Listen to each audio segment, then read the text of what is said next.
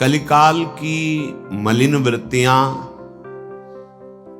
अधार्मिक प्रवृत्तियों को पुष्ट करती हैं।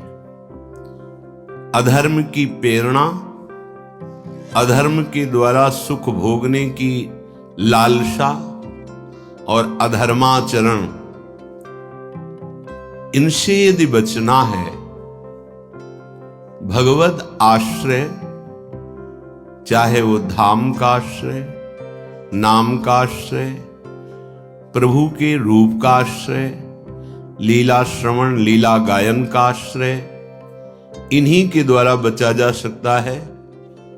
नहीं तो ऐसी अज्ञान की धूल भरी आंधी चल रही है कि हम विचार करके भी स्थिर नहीं हो पा रहे। सतमार्ग में विचार करते हैं कि ये गलत है, इससे हमारा जीवन व्यर्थ हो जाएगा, पर हम उसे धारण नहीं कर पा रहे।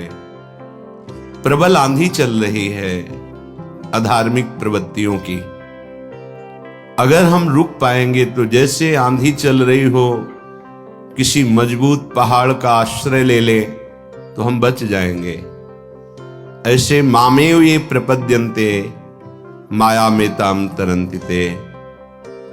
माया की आंधी भगवत शरणागत को विचलित नहीं कर सकती। भगवान कह रहे हैं हमारे श्री चरणों का आश्रय ले लीजिए। जहां ऐसे प्रभु अपने ऐश्वर्य, महत्व, अखिल कोटि ब्रह्मांडों के प्रभुत्व, इसको भुला करके रसमयी क्रीड़ा में हमारी प्रियाजू के अधीन है, वो है ये श्री वृंदावन धाम। वो है हमारी लाडली जू, जिनके चरणारविंद का चिंतन मात्र समस्त कामनाओं को पूर्ण कर देता है। चाहे लाडली जू के चरणों का चिंतन या लालजू के चरणों का चिंतन। प्रणत कामदम पद्मजार्चितम धरणि मंगलम ध्येयमापदी। श्री लालजू महाराज जी के चरणारविंद, अगर हरि के चरणों का चिंतन करे, इनकी शरण में हो जाए, तो प्रणत कामदम, समस्त कामनाओं की पूर्ति हो जाए। और हमारी स्वामिनी जू चिंतामणि प्रणमताम ब्रज नागरीणाम, जो श्री गोरे चरणारविंद का शरणागत हो गया, आश्रय ले लिया, तो हमारी स्वामिनी जू के श्री चरण उसके लिए सुर तरु हैं, कामधेनु हैं, चिंतामणि हैं। सुर तरु कामधेनु चिंतामणि भगवत रसिक अनन्य अली के, जावक जुत जुग चरण लली के। चिंतामणि कहते हैं चिंतित पदार्थों को प्रदान करने वाले। स्वामिनी जू के गोरे चरणारविंद चिंतामणि है। जो शरणागत गोरे चरणारविंद का आश्रय लेकर नाम जप करता है, या गौरवर्ण श्यामल चरण युगल चरणारविंद का ध्यान करता है, उसको कोई भी पद दुर्लभ नहीं है। पर जिनके हृदय में दोनों युगल सरकार खेलते हैं, ऐसे रसिकों का संग मिल जाए पर बहुत दुर्लभ है। नेही पावनो बहुत दुर्लभ है। इस जगत में सब कुछ मिल सकता है, पर भगवत प्रेमी महापुरुष का संग मिलना महत्संगस्तु दुर्लभो। वासुदेवा सर्वमित स महात्मा सुदुर्लभा। पर वृंदावन धाम बड़ा कृपालु है। वो हमें ऐसे प्रिया प्रीतम के अनुरागी जनों का संग दे देते हैं, जिनके प्रभाव से अद्भुत कामना जागृत होती है। प्रिया प्रीतम की रूप माधुरी पान करने के लिए, प्रिया प्रीतम की श्रीअंग सेवा के लिए, प्रिया प्रीतम के निरंतर सानिध्य में रहने के लिए, इसी कामना के बल से हम नाशवान माया रचित समस्त कामनाओं का नाश कर देते हैं।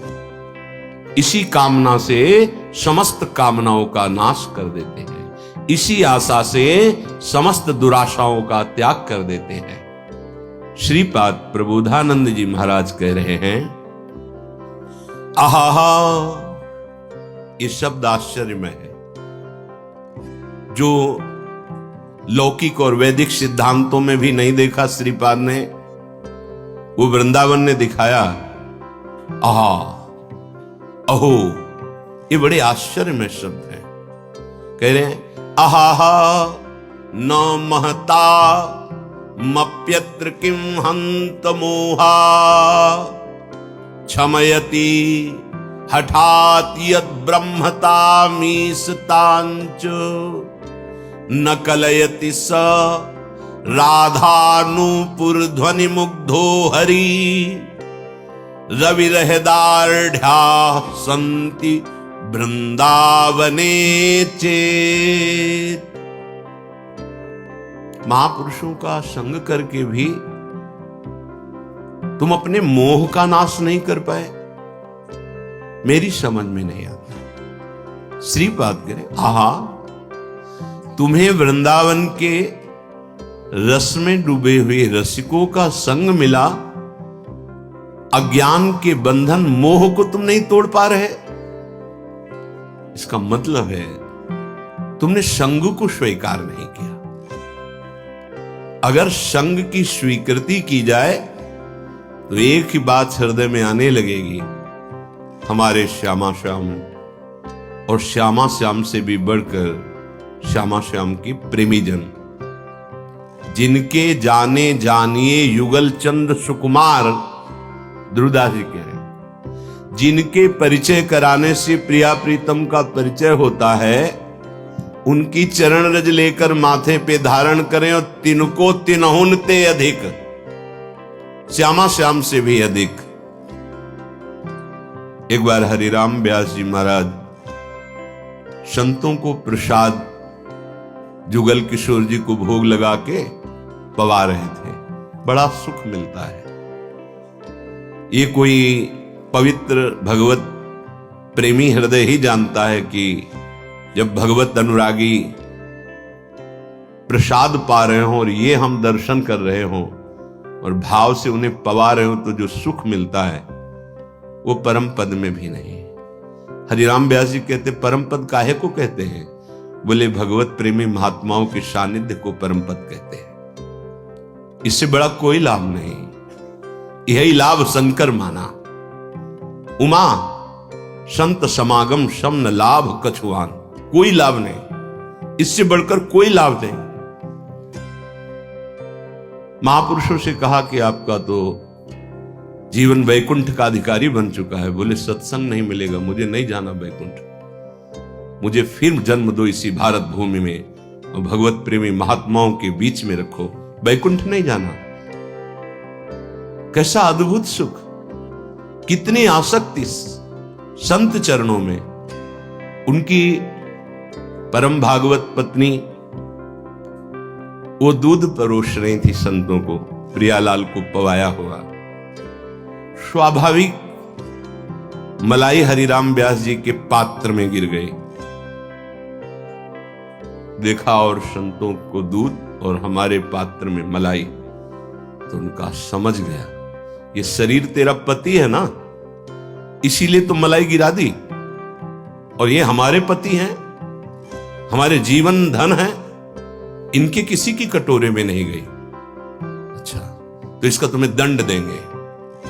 आज के बाद तुम संत सेवा से निष्कासित, रसोई में प्रवेश नहीं करोगे, चलो हटो।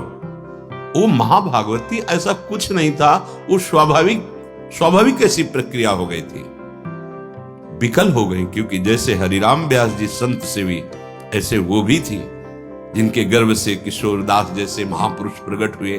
वो माता कोई ऐसा थोड़ी थी कि अपने पति से प्रेम करे और संतों के प्रति थोड़ा भी लघु भाव रखे, ऐसा नहीं था।